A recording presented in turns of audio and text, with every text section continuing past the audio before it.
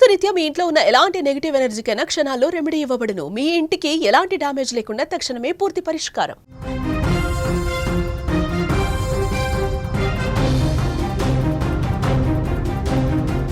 Breaking news. Dubai air షోలో ప్రమాదం, కూలిపోయిన భారత్ తేజస్ యుద్ధ విమానం.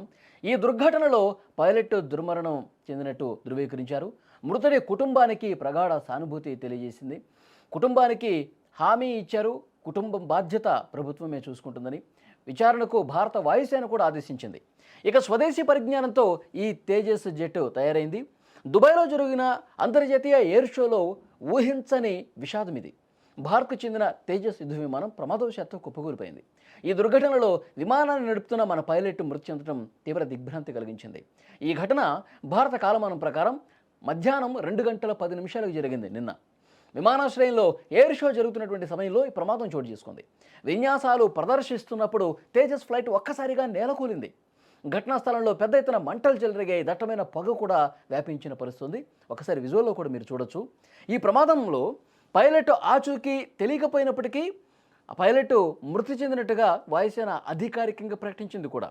తమ పైలట్ మరణించడం పట్ల తీవ్ర దిగ్భ్రాంతి వ్యక్తం చేసింది వాయుసేన. వీర మరణం పొందిన సదరు పైలట్ కుటుంబానికి ప్రగాఢ సానుభూతిని తెలియజేసింది. అంతేకాకుండా మృతుడి కుటుంబానికి అన్ని విధాలా ఆదుకుంటామని హామీ కూడా ఇచ్చింది. ఈ ఘటనపై పూర్తి స్థాయి విచారణ చేపడుతున్నట్లు వాయుసేన స్పష్టం చేసింది. ప్రమాదానికి గురైన ఈ తేజస్ ఫ్లైట్ పూర్తిగా స్వదేశీ పరిజ్ఞానంతో రూపొందించబడింది. దీన్ని హిందుస్థాన్ ఏరోనాటిక్స్ లిమిటెడ్ సంస్థ నిర్మించగా ఏరోనాటికల్ డెవలప్మెంట్ ఏజెన్సీ డిజైన్ చేసింది. భారతదేశానికి చెందిన 4.5 తరం తొలి ఫైటర్ జెట్ కావటం విశేషం. ప్రస్తుతం భారత వాయుసేనలో ఇలాంటి తేజస్ జెట్లు మరికొన్ని సేవలు అందిస్తున్నాయి. అయితే తేజస్ యుద్ధ విమానం ప్రమాదానికి గురి కావటం ఇది రెండోసారి. గతంలో రాజస్థాన్ జైసల్మీర్లో కూడా ఒక తేజస్ ఫైటర్ జెట్ కూలిపోయింది. అయితే ఆ ప్రమాదంలో పైలట్ అదృష్టవశాత్తు బయటపడ్డ పరిస్థితుంది. అప్పుడు ఒక పారాచూట్ సాయంతో అతను కిందకి దిగేయటంతో ఆ ప్రమాదం నుంచి ఆయన చాలా ఈజీగా బయటపడగలిగాడు. గత సంవత్సరం మార్చి 12వ తారీఖున రాజస్థాన్ జైసల్మీర్లో త్రివిధ దళాల ఆధ్వర్యంలో జరిగినటువంటి ఆ విన్యాసాల్లో పారాచూట్ సాయంతో దిగటంతో అప్పుడు ఆ పైలట్ సురక్షితంగా ప్రాణాలతో బయటపడ్డాడు. అది ఫస్ట్ టైం జరిగింది. ఇప్పుడు దుబాయ్లో జరిగినటువంటి ఈ ఎయిర్ షోలో పైలట్ మరణించాడు. తేజస్ యుద్ధ విమానం నేల కొరిగిపోయింది, కిందకి పడిపోయి ధ్వంసం కావడంతో ఈ ప్రమాదంలో పైలట్ చనిపోయినటువంటి పరిస్థితి. అయితే దీనికి సంబంధించి విచారణ కూడా ఆల్రెడీ ప్రారంభమైంది. విచారణ బృందాన్ని కూడా కేంద్రం ఏర్పాటు చేసింది. ఇన్వెస్టిగేట్ జరుగుతోంది.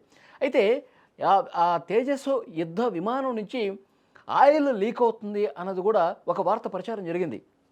ఆయిల్ లీక్ అవడంతో ఈ ప్రమాదం జరిగి ఉందని చెప్పి సోషల్ మీడియాలో పెద్ద ఎత్తున ప్రచారం చేసింది. పాకిస్తాన్ కూడా ఈ విషయాన్ని ప్రచారం చేసింది సోషల్ మీడియా వేదికగా. కానీ వాయుసేన అధికారులు చాలా క్లియర్గా దీన్ని తోసిపుచ్చారు. ఎక్కడా కూడా ఆయిల్ లీక్ కాలేదు. మన రక్షణ సామర్థ్యాన్ని దెబ్బతీసే విధంగా, అవమానకరంగా మాట్లాడే విధంగా ఇలాంటి ప్రయత్నాలు పాకిస్తాన్ నుంచి చేస్తూ ఉన్నాయి. ఎవరు కూడా దీన్ని నమ్మకండి.